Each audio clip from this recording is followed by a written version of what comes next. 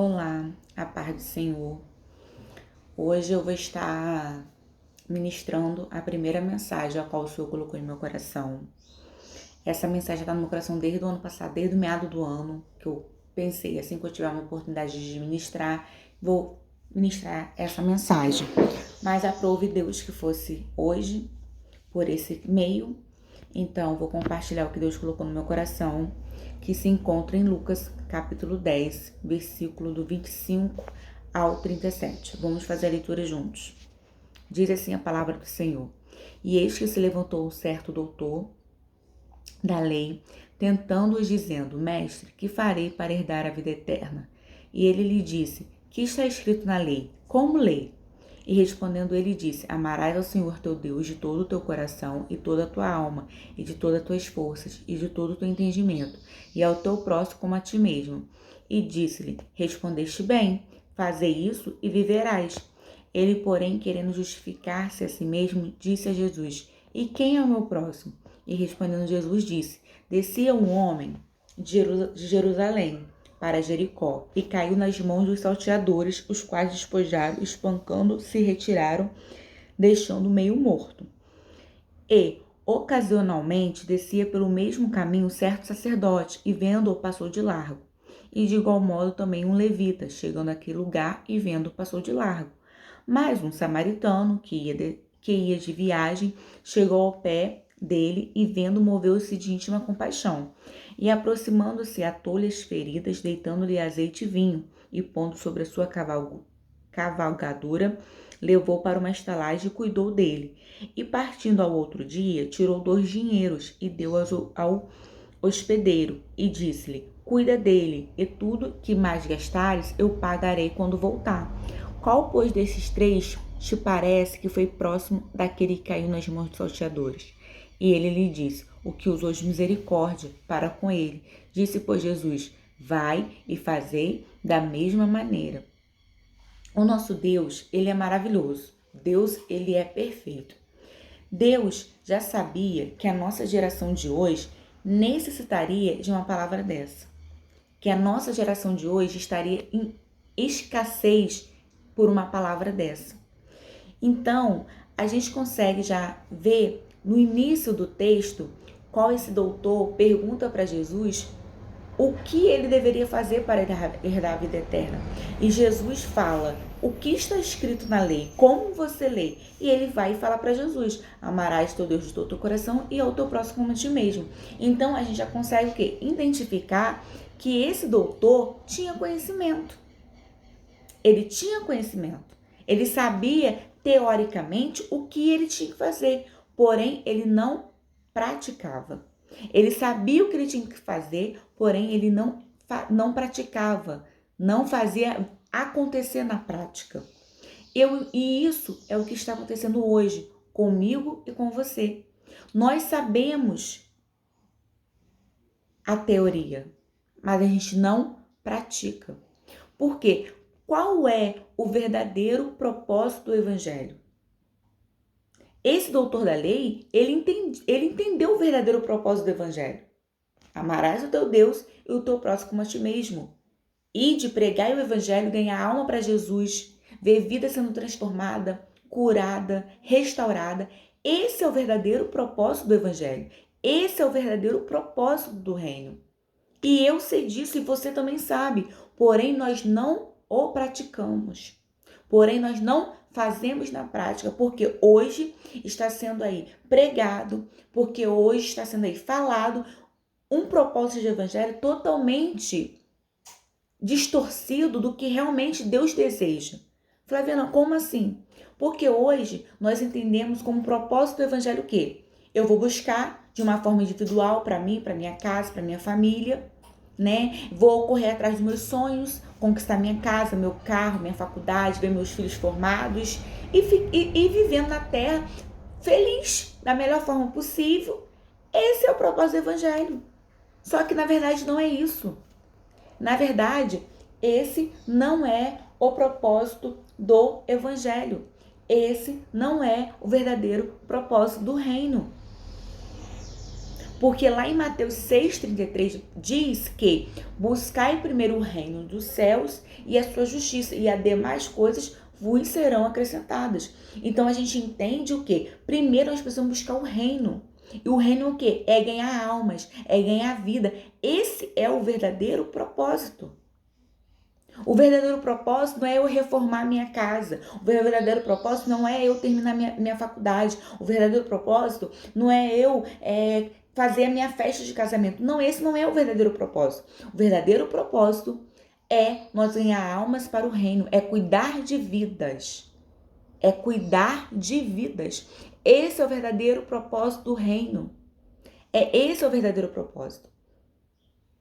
E as demais coisas vai ser nos acrescentada. Deus vai cuidar do resto, desde o momento que nós fazemos o quê? O propósito do reino. Só que hoje nós sabemos a teoria, mas nós não praticamos. Esse sacerdote, que na pessoa de hoje, no tempo de hoje, é o pastor da igreja, ele conhecia o verdadeiro propósito. Ele sabia que o verdadeiro propósito, naquele momento, naquele caminho que ele passa, era cuidar daquela vida. Era cuidar daquela vida que estava ali totalmente espancada. Porque caiu na mão de salteadores, de ladrões. Ele tinha que parar, ele tinha que cuidar, assim como o levita, que trabalha ali, que trabalha dentro da igreja com os louvores, ele também tinha que sim que parar, porque são funções, são principais funções dentro da igreja que tem a sua responsabilidade com vidas. Só que muitas das vezes nós queremos fazer o quê? Coisa dos nossos interesses. Nós não queremos verdadeiramente fazer o que interessa o reino. Primeiro nós queremos analisar para ver se nos interessa. Talvez naquele momento, para o sacerdote, interessava ele chegar no congresso, interessava ele chegar numa convenção, interessava ele chegar em um seminário. Isso era interessante para ele. Talvez para o levita, interessante ele chegar, passar o som, era ele chegar porque ele tinha que ministrar um louvor. Isso era interessante para ele. Porém, não era o interessante para Deus. Naquele momento que era interessante, era eles parar e cuidar daquela vida. Era isso que importava naquele momento. E nós não queremos cuidar de vidas. Nós não queremos cuidar de vidas. Nós queremos cuidar do que nos interessa. Nós não queremos tratar de vida. Nós queremos tratar do que nos interessa, do que é do meu interesse. E a gente acha que nós temos o direito de simplesmente pegar, lavar as nossas mãos e abrir mão de vidas, porque não é do meu interesse. Eu fico imaginando, conjecturando, na minha imaginação, porque a Bíblia não nos fala, que talvez esse sacerdote, quando passou e viu aquela vida ali toda acidentada, ele simplesmente deu uma olhada. Deixa eu ver se eu conheço. Ah, não conheço não. Ah, deixa eu ver se é amigo do meu amigo. Ah, não é não. Ah, deixa eu ver se é parente de não sei quem. Por quê? Porque quando é alguém que é ligado a gente, quando é alguém que a gente conhece, que é do nosso vínculo, às vezes a gente quer sim. Aí a gente para, aí a gente ajuda, dependendo da pessoa, né? A gente começa a analisar, deixa eu ver quem é a pessoa para mim ver se eu vou ter uma íntima compaixão, para ver se é do meu interesse ter compaixão por essa vida. Uma vez que é de nossa responsabilidade de cuidar de vidas, porque Jesus fala o que para esse doutor, vai e faz o mesmo. Jesus mandou a gente fazer a mesma coisa, porque essa é a verdadeira prática, esse é o verdadeiro propósito, mas nós não queremos fazer. Nós queremos fazer o que nos interessa, o que nos convém. Quando é para os nossos, nós queremos escolher quando fazer. E aí a gente consegue entender mais uma vez que nós estamos o quê? Fora do propósito, porque a Bíblia diz o quê? Que Deus não faz acepção de pessoas. Deus não escolhe quem ajudar. Deus não escolhe a quem ter misericórdia. Deus não escolhe a quem ter compaixão. Deus não escolheu por quem que Jesus morreria. Não, Jesus morreu por toda a humanidade. Então não existe uma acepção. Mas nós queremos fazer acepção de pessoas. Nós queremos escolher quem abraçar. Nós queremos escolher quem ajudar. Nós queremos escolher quem vamos interceder. Para quem vamos liberar uma palavra. Nós queremos escolher. Fugindo totalmente do propósito de Deus, o verdadeiro propósito. Essa é a realidade. Eu não estou aqui mentindo, eu estou aqui falando uma verdade da palavra de Deus. Que quem está dizendo é a palavra do Senhor. É Jesus Cristo que está nos falando. E a gente queremos escolher. Nós queremos escolher. Essa é a nossa geração de hoje. Aquela vida estava ali no meio do caminho, sanguentada. E aonde tem sangue tem que ter cuidado. Aonde tem pessoas feridas tem que ter um tratamento. E você sabe o que eu fico imaginando, mais uma vez, conjecturando na minha cabeça? Imagina que aquele caminho que aquele homem passou para ser assaltado, vamos pensar que era um caminho super perigoso. Que às vezes já tinham até avisado, esse caminho aí não pode passar, porque nesse caminho tem ladrões. Tem pessoas que roubam, não passem por aí. Vamos pensar que seria isso. Vamos pensar que ele foi alertado e mesmo assim ele escolheu passar. Aí ele sofreu as consequências. Realmente, eu tenho 13 anos que eu sou convertida ao evangelho e graças a Deus eu nunca me afastei. Já tive vários erros, já tive quedas, mas eu nunca neguei a Jesus dizendo que não preciso dele, porque eu sou totalmente dependente da presença, da graça e da misericórdia de Deus, que se não fosse ele já tinha sido consumida. Então, mas eu sempre falei, é o meu texto áureo, o texto da minha vida é esse. O que você planta, você colhe. Essa é a verdade. Existem consequências, a gente sabe disso. Mas não é porque a pessoa tem que sofrer as consequências, claro, porque ela fez a escolha, não é por isso que a gente não possa ajudar. Não é por isso que a gente não podemos liberar uma palavra, não é por isso que a gente não podemos liberar uma oração, não é por isso. O que foi te dado de graça, você também tem que repassar. Você também tem que fazer, é a sua responsabilidade. Olha que interessante, Jesus destaca nessa parábola um sacerdote e um levita, que são funções ativas dentro da igreja. É de sua responsabilidade. Poderia ser um missionário, poderia ser uma missionária, um evangelista, poderia ser uma pastora, poderia ser uma ministra. É a sua responsabilidade cuidar de vida. Esse é o propósito do reino, e não quando é do nosso interesse. Porém, não é porque aquele homem escolheu passar por aquele caminho e teve ali, né, infelizmente pela sua escolha, foi roubado, foi machucado, ficou, não é por isso que eu tenho que passar e fingir que eu não estou vendo, que eu não tenho que ajudar, que não é minha responsabilidade. É minha responsabilidade sim. É a minha chamada, eu tenho que exercer a minha chamada de cuidar de vidas. Porque quando nós aceitamos, quando nós seguimos o ministério, né, que se difere a pastor, a pastora, a missionário, ou qualquer outra uma atividade tão ativa dentro da igreja, uma função tão ativa, é de nossa responsabilidade sim, é de tratar de almas, é de cuidar de almas. Mas nós não queremos. Nós não queremos ter o trabalho de pegar uma ovelha que ficou toda suja, uma ovelha que tá cheia de carrapicho. A gente não quer ter o trabalho de pegar ela, independente de quem é essa ovelha, independente de quem ela. Não, vou pegar, vou trazer, vou arrancar, vou limpar, vou aparar os pelos, vou deixar limpinha, Não, a gente não quer ter esse trabalho. Como eu disse, nós queremos fazer o que nos interessa. Aquela alma que estava lá no meio do caminho não era interesse para o sacerdote, muito menos para o levita. Não os interessava. Eles não estavam preocupados com era o propósito do reino. Eles estavam preocupados nos seus interesses. Nos seus interesses. E às vezes a gente pensa bem assim, mas foi atrás. Mas essa tempestade que tá passando porque escolheu, porque fez escolha errada, porque desobedeceu. Tudo bem. Tudo bem, as consequências, como eu falei, as consequências elas vêm, mas isso não quer dizer que nós precisamos virar as costas. Isso não quer dizer que a gente não possamos estender as mãos, que a gente não possa liberar uma oração, que a gente não possa liberar uma palavra. Como que a gente consegue lavar as mãos, ver uma vida sanguentada, ferida e achar que a gente não é nada com a gente? Porque não é o seu parente? Porque não é sua filha, não é o seu filho, não é a sua irmã? Por quê? Como que pode? Como que a gente consegue fazer como que eu e como que você, nós negligenciamos isso? Como? Porque hoje nós estamos vivendo uma era que nós se achamos onisciente. A gente acha onisciente. A gente acha que nós temos o direito, como se a gente tem o poder de saber o que a pessoa passa por dentro dela e a gente começa a classificar essa pessoa. Hoje a gente classifica pessoas no seu estado espiritual, se a pessoa é espiritual, se a pessoa não é, se a pessoa tem Deus, se a pessoa não tem Deus. Nós somos assim. Hoje nós classificamos pecados, sim, classificamos pecados. Ah, porque esse. Não, porque o pecado, isso aqui. Não, meu amado.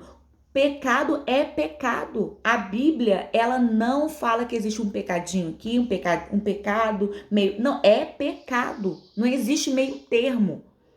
Você falar mal do seu irmão é pecado. Tá lá em Tiago sobre a língua. É pecado. Você mentir é pecado. Você fazer fornicação, ter relacionamento sexual com seu namorado antes do casamento, se chama fornicação, é pecado. O adultério é pecado. O adultério também. Jesus disse que até cobiçar é adultério, entra como adultério. Jesus disse. Você bater na sua esposa é pecado. Você dever pessoas e não pagar é pecado. Você consegue entender? É pecado. Portanto, a Bíblia diz: aquele que diz que não peca é mentiroso, porque nós pecamos. O que é a diferença? A diferença são as consequências. Para cada pecado há um grau de consequências. Há consequência, mas o pecado para Deus é pecado. Você é pecador como todo mundo, mas nós queremos classificar que o nosso pecado é menor do que o do irmão, que nós somos melhores, que nós somos mais santos, que nós somos mais isso, que nós somos mais aquilo, sendo que a gente foge totalmente do propósito, sendo que não é isso, todos nós somos pecadores. Todos nós somos pecadores. Se tem uma coisa que eu aprendi, que eu me pronunciava de forma muito errada, sabe o que é? É a gente falar sobre tempo de casa, tempo de igreja. Ah, porque a pessoa tem tantos anos de igreja, a pessoa é obrigada a não errar. A pessoa é obrigada a não fraquejar. A pessoa é obrigada a não poder ter queda, porque a pessoa já tem sei quantos anos de igreja, porque a pessoa é conhecedora da palavra. Só que isso Gente, isso aí é o pior erro que eu já fiz na minha vida de falar isso. Por quê, Flaviano? Porque tempo de igreja não quer dizer nada. Nós somos seres humanos, nós somos sujeitos a erros e acertos. Não é porque eu tenho 10, 15, 20 anos de igreja que eu não vou errar, que eu não vou ter uma queda. Isso não existe. Isso não existe. Aí agora eu falo pra você, imagina uma guerra. Imagine o melhor soldado da guerra, aquele soldado top, que ele conhece todas as estratégias, que ele sabe quais são os ataques que ele vai receber, o cara que manja do campo todinho de guerra. Imagine esse soldado top, imaginou? Então, esse soldado foi atingido. O cara tem sei quantos anos de experiência de guerra, mas ele foi atingido. Meu amigo, se os seus companheiros de guerra não pegar esse soldado, colocar nas suas costas e levar para o acampamento, meu amigo, ele vai morrer. Ele vai morrer na guerra. Se o seu companheiro de não pegar ele e levar lá para o acampamento, ele vai morrer. E outra coisa, não basta só você levar para o acampamento e deixar lá não, num canto não, você tem que levar e tem que cuidar dele, porque se você não cuidar da ferida, se você não pegar lá, limpar, passar o azeite, o vinho e atar, ele vai morrer. Tem que ter um cuidado. Então, tempo de casa, isso não quer dizer nada. Nós temos que parar de querer classificar a tempestade do irmão, achar que a tempestade dele é bobeira, que o que ele está passando é desmerecido. Não, cada um sabe da sua vida. Nós não somos Deus, nós não temos o poder da onisciência de saber o que a pessoa sente. Cabe a Deus fazer essa análise dentro da gente. Cabe a Deus, nós precisamos parar com isso. Porque as pessoas têm que estar fortes o tempo todo, porque as pessoas não. Ah, não, porque tá passando por isso, porque procurou, aí acha que não precisa da misericórdia do Senhor. Sabe o que a Bíblia diz lá em Provérbios 28, 13? Mas aqueles que confessam os pecados e os abandonam, alcançam misericórdia. Quando Pedro perguntou lá para Jesus, quantas vezes eu tenho que perdoar? Pedrão, 70 vezes 7. Não tem quantidades. Ei, enquanto a vida é esperança, pare de descartar pessoas, pare de achar que pessoas são descartáveis, que você pode pegar, amassar, jogar fora, lavar suas mãos e seguir a sua vida como se nada tivesse acontecido, porque tudo Deus vê. Tudo Deus vê. Quem foi Davi? Segundo o coração de Deus, era o cara. E o que Davi fez? Errou. Deixou de ser o segundo coração de Deus? Não. E hoje nós usamos Davi como exemplo para pregação de misericórdia. teoria, porque na prática nós fazemos totalmente diferente. Na prática nós lavamos nossas mãos. Na prática é isso. Não tem a parábola do filho pródigo? Quando o mais novo vai embora, leva sua herança, gasta tudo, depois se arrepende, volta para casa do pai. O pai super se alegra, prepara o banquete, a festa, a roupa, a sandália, o anel. O que acontece com o irmão mais velho? Ele se revolta. Como assim? Como assim? O cara foi embora, abriu mão de tudo e agora vai voltar, vai ser recebido com festa, com alegria? Como assim? Sabe quem é o irmão mais velho? É você, sou eu, que não conseguimos entender que Deus pode fazer, que enquanto a vida pode ter mudança, enquanto a vida pode ter transformação, enquanto a vida pode ter cura, enquanto a vida pode ter mudança. Eu sou a irmã mais velha, você é o irmão mais velho, que não nos alegramos com as pessoas quando se retornam para a casa do pai, quando voltam para a posição, quando voltam a exercer a sua chamada, o seu ministério, que Deus te separou. Nós somos essas pessoas, nós não se alegramos, aí nós questionamos, sabe como? Não, mas essa pessoa aí fez isso, essa pessoa aí fez aquilo. Nós começamos a classificar o que as pessoas fez. O que você diz? Fez, ficou no passado. Para Deus isso já não tem mais importância, porque sabe o que a palavra diz lá em Miqueias? A palavra lá em Miqueias 7,19 diz que Deus pega os nossos pecados e joga no mar do esquecimento. Porque acabou, vambora de novo. Deus dá a segunda chance, mas nós seres humanos queremos matar pessoas, porque para aquele sacerdote, para aquele levita, aquele homem no meio do caminho poderia morrer, porque a palavra do Senhor diz que ele estava o quê? Meio morto, estava quase morto, então para eles podiam ter morrido, eles não estavam nem aí para a vida. Mas iriam pro culto louvar, iriam pro culto pregar, iriam pro culto fazer apelo no final do culto para aceitar a Jesus, né? Vamos conjecturar, mas na hora que viu uma vida morrendo, não sentiu íntima compaixão. Não sentiu íntima compaixão de ajudar. Então nós precisamos ser bons samaritanos. Estamos em época, em era de exercer ser bom samaritano, a ter compaixão, a querer tratar de vidas. Independente, não justifica consequências com tratamento. A consequência ela vai vir, ela vai existir, ela vai se cumprir. Mas eu preciso, como serva do Senhor, exercer a minha compaixão pelo meu próximo. Eu preciso ajudar, eu preciso orar, eu preciso interceder. Eu preciso fazer a minha parte. Eu preciso fazer a minha parte. Então, essa é a palavra que eu quero deixar hoje para mim, para sua vida. Nós precisamos exercer. Nós precisamos deixar de achar que pessoas são descartáveis. Não é porque as pessoas erram, não é porque as pessoas têm umas falhas que você pode pegar, amassar e jogar essas pessoas fora. Não, a gente precisa cuidar. A gente precisa zelar por vidas. Nós precisamos. Esse é o verdadeiro propósito do Evangelho. Não estou falando aqui abobrinha. Não estou arrotando santidade. Eu estou falando da palavra do Senhor Jesus Cristo. Não confundam consequência em virar as costas. Não confunda consequências com abandono. Não confunda. Porque uma coisa é certa. Vidas que sangram precisam de cuidado. Vidas feridas precisam de tratamento. Isso é fato. Isso não é nenhum enigma. Isso não é nenhum segredo para ninguém. Todo mundo tem essa ciência. Todo mundo vira as costas, lava suas mãos, ciente que é uma vida que precisa de palavra, de oração, precisa de tratamento. Mas a gente lava porque a gente acha que não é nossa responsabilidade. Porque a gente acha que a gente não tem que fazer nada. Porque não é o nosso. Porque não é do nosso convívio. Porque não é uma pessoa que é próxima da gente. Então a gente pode virar as costas e seguir a vida como se nada tivesse acontecido. Só que para Deus não está agradando. Só que para Deus estamos agindo de maneira errada. Porque aqui Jesus deixou o exemplo. Vai e faz a mesma coisa que esse homem fez. E aí, você tem feito? Você tem sido bom samaritano? Você tem feito a vontade do Senhor? Você tem cuidado de vida verdadeiramente? Você tem vivido o verdadeiro propósito do Evangelho? Ou você tem vivido os seus próprios interesses? Ou você tem feito aquilo que te convém a fazer? Ou você tem amado aquele que convém você a amar? E aí, o que você tem feito? O que você tem feito? Porque a gente hoje, nós temos matado pessoas. A gente tem matado pessoas. No Brasil existe mais de 11 milhões de casos de depressão. Pessoas se matando, se suicidando. Por quê? Pessoas têm descartado pessoas. Têm achado que pessoas são coisas que pode pegar e jogar fora. E pessoas têm um valor muito grande.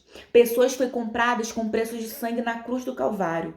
Esse foi o preço de pessoas e nós estamos negligenciando o preço das pessoas. É como se o sacrifício de Jesus na cruz do Calvário não fosse válido, porque nós pegamos pessoas que foi comprado com preço de sangue e desfazemos de pessoas. É isso que nós temos feito. E às vezes a gente justifica assim, mas a pessoa não quer, a pessoa não, libera oração. Libera oração. Ora, intercede, libera uma palavra, não custa nada, gente. Tem WhatsApp, tem Instagram, tem Facebook, tem tudo, não, mas não queremos fazer. Queremos ficar preso no que a pessoa às vezes fez lá atrás, queremos ficar preso e não queremos entender que esse não é a vontade, esse não é o verdadeiro propósito do reino de Deus. Esse não é o verdadeiro propósito. Então, que verdadeiramente nós possamos abrir o nosso discernimento espiritual e que nós possamos verdadeiramente sentir íntima compaixão do nosso próximo. Eu ouvi uma vez de um pastor a seguinte frase: a igreja, ela perdeu a referência. Antes a igreja tinha referência de hospital, hoje a igreja tem referência de tribunal. Porque todos se sentem no direito de julgar, todos se sentem no direito de apontar, como se todos fossem santos. Como eu disse no meu vídeo anterior de boas-vindas e qual é o propósito desse canal, se nós fôssemos perfeitos, Deus já teria nos tirado da terra como fez com Enoque. Se nós estamos aqui ainda, vivendo dia após dia, porque nós precisamos melhorar. Porque eu não sou melhor do que você e você não é melhor do que eu. Nós não somos, nós estamos em constante aperfeiçoamento. O seu pecado não é maior do que o meu, não é menor do que o meu. Nós somos todos pecadores. As vidas é de minha responsabilidade, é de sua responsabilidade. Esse é o verdadeiro propósito do Evangelho. Jesus não veio na terra para os bons. Jesus não veio na terra para os santos. Jesus veio na terra para os doentes. Jesus veio na terra para os pecadores. Para os pecadores. A igreja tem que ter referência de hospital, de tratamento, de cuidado. E a gente queremos nos justificar por que nós não fazemos. Esse doutor da lei, ele quis justificar para Jesus. Mas quem é o meu próximo? Ele quis arrumar argumentos, justificativa para não fazer. E Jesus conhece eu, conhece você. Jesus conhece a intenção dos nossos corações. O importante é a gente reconhecer e seguir em frente. Você errou, você pecou, teve o reconhecimento, se arrependeu, segue sua vida, vai em paz. Bora, levanta, repreende o espírito de suicídio da sua vida. Eu quero aproveitar essa oportunidade desse vídeo, eu quero dizer que se você se encontra como esse homem aqui dessa parábola do bom samaritano, no meio do caminho, quase morto, que pessoas já viraram as costas para você, que sua família já não quer mais saber, que a sociedade já abriu mão, a igreja já lavou suas mãos e acha que você não é mais de sua responsabilidade. Se você estiver nessa situação, me chama no direct, vai no meu Instagram, é flaviana.lisboa, me chama, porque eu quero muito exercer esse papel do bom samaritano. Eu preciso muito e graças a Deus que eu acordei ainda em vida. Graças a Deus que ainda tive a oportunidade de ter esse discernimento em vida, ainda com tempo de exercer. Eu quero muito exercer, eu quero muito fazer. Eu quero orar com você. Eu quero liberar a palavra junto com você. Não precisamos mais hoje estar no mesmo ambiente físico para poder ter o mesmo propósito. Você está aí, eu estou aqui, nós estamos compartilhando da mesma mensagem. Então hoje nós temos vários meios de poder fazer. Não temos mais como justificar o não fazer. Nós não fazemos porque nós não queremos nos comprometer. Nós não queremos nos envolver. Nós achamos que não é nossa responsabilidade. Nós queremos lavar nossas mãos e seguir nosso propósito. Que é o quê? Correr atrás dos nossos sonhos, né? Casar, ser feliz. Não, o propósito é a gente ganhar vidas, cuidar de vidas. Esse é o propósito. Então, se você passa por esse momento, eu não quero saber o que você fez, o que você deixou de fazer. Eu quero saber o que nós podemos fazer de hoje em diante. Quem você pode ser de hoje em diante. É isso que importa para Deus. É isso que Deus quer saber. É sobre isso e mais nada. tá? Então você não é descartável, você tem o seu valor, você é valoroso para o Senhor, você é precioso. Você não é descartável. Como diz Camila Barros, bora, reage, levanta. Levanta, reage, fala: eu vou vencer, eu vou romper, eu vou. Tem um ditado que diz que não está na Bíblia, isso não é versículo bíblico, que muitos falam: o cair é do homem, levantar de Deus. Isso não está na Bíblia, né? Isso é um dizer popular, mas é um dizer que realmente coincide com a verdade. A gente cai, mas Deus nos levanta, Deus nos ergue, Deus nos capacita, Deus nos dá renovo, Deus nos dá, limpa a nossa vida, Deus tira todos os carrapichos. Deus faz, Deus é poderoso para fazer. Então não desiste não, reage, levanta, se anima, você é precioso. Você é preciosa para Deus, você não é descartável, você não perde valor, porque o seu valor foi pago com preço de sangue. Você é valoroso para o Senhor. Então é essa mensagem que eu quero deixar nesse mês de agosto. É essa mensagem que eu libero para vocês nesse mês de agosto. Foi a mensagem que o Senhor colocou no meu coração ano passado, em junho do ano passado. E hoje o Senhor me concede a oportunidade de estar aqui liberando essa mensagem para vocês. Hoje o Senhor me concede. E eu sou louvo e sou grato ao Senhor por essa oportunidade. Eu vou orar com vocês para a gente poder finalizar essa mensagem. Se no meio da oração vocês ouvirem choro de bebê, me perdoe, porque a minha filha está acordada. Então possa ser que ela reclame aí, faça alguma reclamaçãozinha aí. Ou talvez esteja orando junto com a gente, vamos entender assim, né? Talvez ela esteja... Em nome de Jesus, ela vai estar orando junto com a gente se vocês ouvirem a vozinha dela, em nome de Jesus. Então, vamos orar para entregar, para agradecer ao Senhor essa oportunidade que nós estamos tendo nesse dia de estar compartilhando essa mensagem e que a gente possamos ser bons samaritanos, que nós possamos verdadeiramente entender qual é o propósito do reino e que nós possamos verdadeiramente cuidar de vidas, porque esse bom samaritano, ele cuidou das feridas ali no local e ainda levou para um lugar seguro. Levou a vida daquele homem para um lugar seguro para que ele tivesse a total recuperação para depois seguir o seu caminho. Então, esse é o papel do nosso evangélico, né? Esse é o nosso papel, esse é o verdadeiro propósito de Deus para nossas vidas, né? E as demais coisas, como diz Mateus 6,33, eu vos acrescentarei. As coisas são acrescentadas, as coisas começam a acontecer. Então, devido ao nosso propósito, que é viver o que o reino quer e não o que me interessa, e não o que é do meu próprio interesse.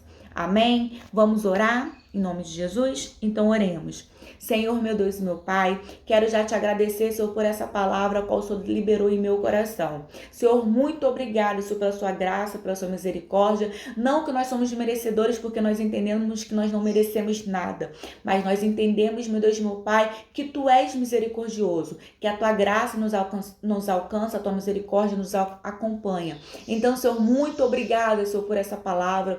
Meu Deus, neste momento, Pai, eu quero te pedir, Senhor, que a presença que está aqui dentro do meu lar, dentro da minha casa, Senhor, vai de encontro com as pessoas neste momento que estão sentindo abandonadas, vai de encontro com pessoas que neste momento, meu Pai, estão sentindo Senhor desprezada, descartável. Espírito Santo de Deus, que o Senhor venha, meu Deus, meu Pai, dar um renovo na vida dessa pessoa. Pai querido, que o Senhor possa fazer assim como o Senhor fez comigo, meu Pai, no dia 6 de agosto. O Senhor possa, meu Deus, meu Pai, pegar essa pessoa, Senhor, dar um renovo, pegar, meu Deus, as suas ferramentas espirituais, Senhor, fazer aquela limpeza, colocar, meu Deus, amolar, polir, Senhor, deixar preparado, Senhor, para essa pessoa voltar para o campo, para que essa pessoa volte a exercer o seu chamado, o seu ministério. Se ela louva, que ela volta a louvar. Se ela ministra, que ela volta a ministrar. Se ela intercede, que ela volta a interceder. Meu Deus, eu não sei qual é o seu chamado, eu não sei qual é, meu Deus, meu Pai, para que essa pessoa foi separada, mas o Senhor conhece, o Senhor sabe. Então eu peço que o Senhor visite essa pessoa, meu Pai, nesse momento, Pai.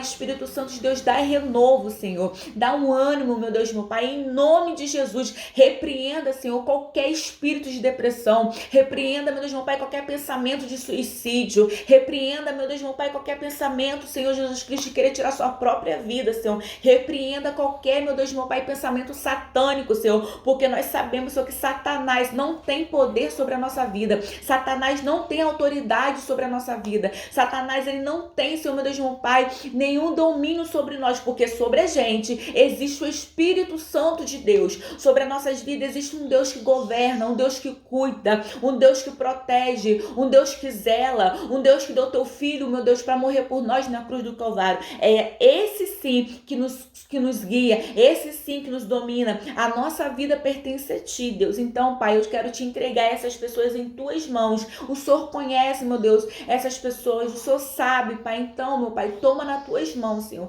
Eu quero te agradecer, Senhor, pela sua misericórdia. Eu quero te agradecer pela tua graça. Eu quero te agradecer, meu Deus, meu Pai, pela tua compaixão sobre a minha vida, Senhor. Muito obrigada. Obrigada pela oportunidade. Obrigada porque neste momento, meu Deus, meu Pai, eu creio que muitas vidas queriam ter essa oportunidade. Muitas vidas, meu Deus, meu Pai, talvez queriam ter podido ter alcançado essa palavra, Senhor. Porque nós estamos vivendo um tempo, Senhor, que pessoas estão se matando, pessoas estão ceifando as suas próprias vidas por falta, Senhor, de pessoas que incentivam, de pessoas que seguram em suas mãos e falam: você vai conseguir, você vai romper, você vai vencer. Então, meu Deus, meu Pai, que nessa geração, Senhor, possam se levantar bons samaritanos, pessoas prontificadas, meu Pai, em verdadeiramente viver o propósito do Evangelho, de verdadeiramente, meu Deus, meu Pai, cuidar de vidas, meu Pai. Então, Senhor, toma em tuas mãos, meu Pai. É o que eu já te peço, já te agradeço por tudo, meu Deus, por todas as bênçãos que o Senhor nos concede todos os dias de nossas vidas. Muito obrigada, Jesus, por tudo. É o que eu te peço e te agradeço. Amém.